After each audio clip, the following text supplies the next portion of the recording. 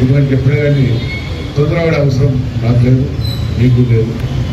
చాలా నిన్న నుంచి చాలా అంటే చాలా నేను కూడా వచ్చిన తర్వాత నా రాత్రి 12 కూడా వండనీయలేదు అనుకున్నాను. కానీ ఉంటే ఎవరు బాధలు వాళ్ళకు ఉంటాయి. మా నాయకుడు పోతే మా గతి ఏంటనే ఉంటుంది.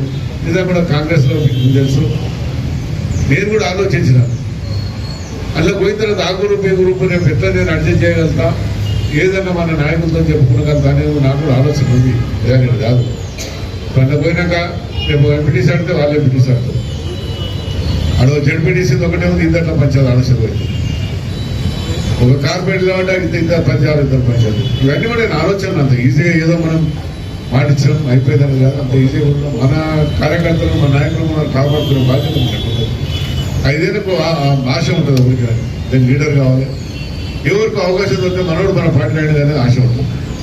ఇలా కంబైన్ అయిన తర్వాత కొంచెం ఇబ్బందులు ఉంటాయి.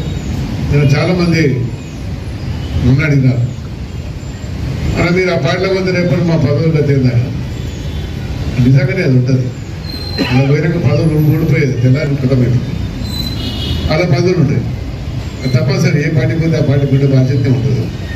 అందుకని దయచేసి మనం అందరం ఏ విధంగా అయితే మీరు మాట ఉన్నారో రేపు కూడా ఆ మాటలు ఉండాలి. మీరు అందరూ కూడా ఈ బలం ఏంటంటే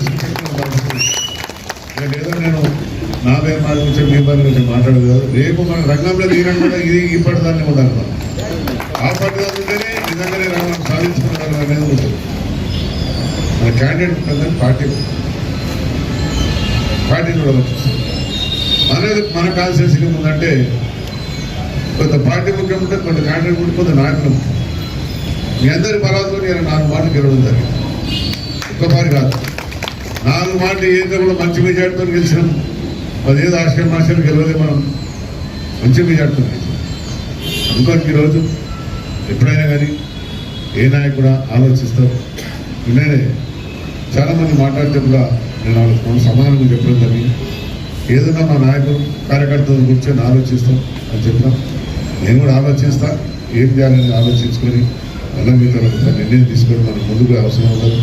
నేను అనుకుంటాను ఇంచుమించు మీరు అందరూ అనుకున్నట్టుగానే జరుగుతాయి.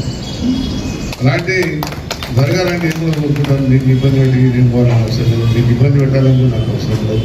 ఎందుకంటే ఇంతమంది ఇబ్బంది పెట్టుకొని పోతే నాకు కూడా నష్టం జరుగుతారని నాకు తెలుసు.